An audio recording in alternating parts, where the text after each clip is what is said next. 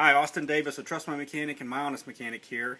It's December in beautiful Houston, Texas, and I'm still in shorts, and the sun's out, and it's a beautiful day, but I'm going to talk to you about antifreeze and testing your antifreeze or your engine coolant. Same thing. It's what's in the radiator, that either green or orange, reddish looking fluid is antifreeze.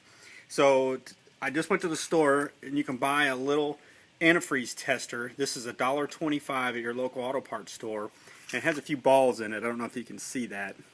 And we're going to stick this inside the radiator or the reservoir cap, take a sample of the antifreeze, and then see how many balls float within that antifreeze. And the more balls that float, the better protection the antifreeze is. So the lower the freezing point of the antifreeze is with the more balls showing.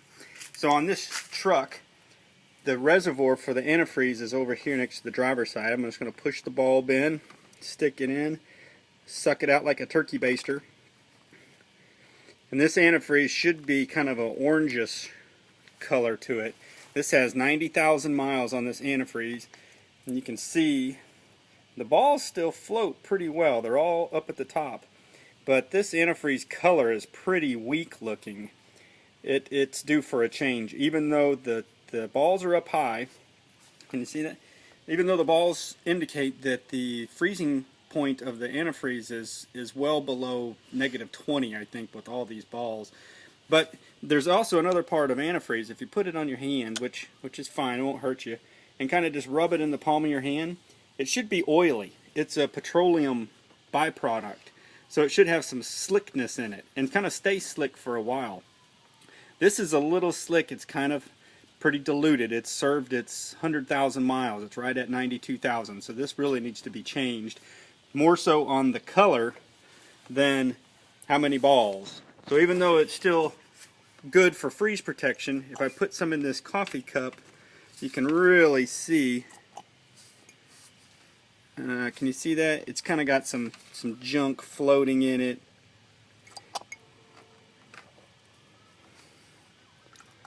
So it is kind of still orangish looking, but it's not the cleanest in the world. I see some sediment pieces. I don't know if you can see that or not, but in any case, this needs to be changed. It's not quite slick enough. That slickness lubricates the inside of the engine, so the water pump keeps the engine from rusting. Let's go over and check another one. So even though it floated 5 balls, let me get rid of this a little bit. Even though it floated 5 balls, we still want to change it just due to its mileage, its age, and its color and the feel. It's not oily enough. It needs to be a little more lubricant feeling. Let's go check this car. This one's using green antifreeze, and it's up at the radiator. Wow, it's full to the top. Both of these cars, the engines are cold. Obviously, I'm not doing this when the engine's hot. So can you see that? I'm just feeling it first. It's not really that slick. It's so slick. This car, I think, has 88,000 miles. It's using the green coolant. Can you see a little green tint in it? It's floating 3 balls. 2 balls are not floating. So this is like good to -15, which is still fine, especially in Houston. But if we put some samples in this white coffee cup, I just want to look and see what the color looks like. Is there anything foreign inside of there? It's green, but it's pretty light green. It's more watery than anything else. And again, it's just not slick enough. It should be real slick and petroleum feeling. Sometimes you can smell it too. Smell the jar, and it kind of smells like a barbecue pit. And that just means that it's past its useful lifespan. So this really ought to be removed too, just flushed out.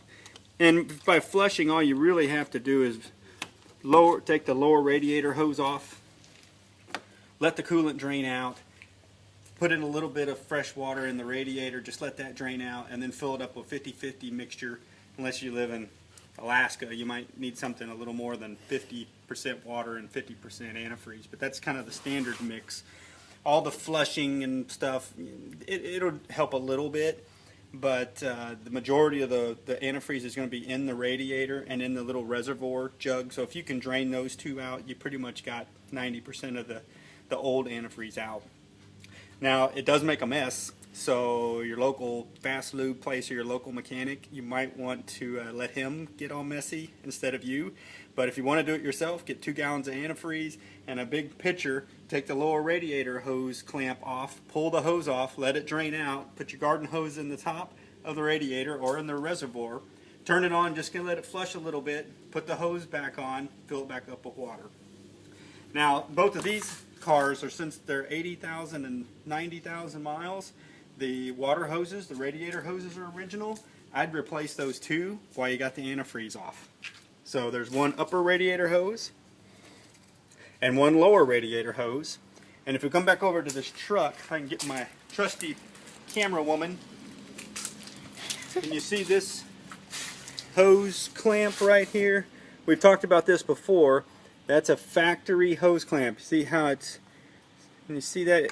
You just squeeze these two pieces of the clamp together, this piece and that piece, and the hose comes off. The replacement hose clamps are like a screw. You take a screwdriver and you screw the clamp in. So this tells me these hoses are original. And at 90,000 miles, they're up to their usefulness lifetime too. They need to be replaced. So get a little cheap antifreeze tester, see what yours looks like, look at the color, feel it, smell it. If you're in question, just replace it. It's cheap and it'll really help the life of your vehicle. Thanks a lot for watching. Bye-bye.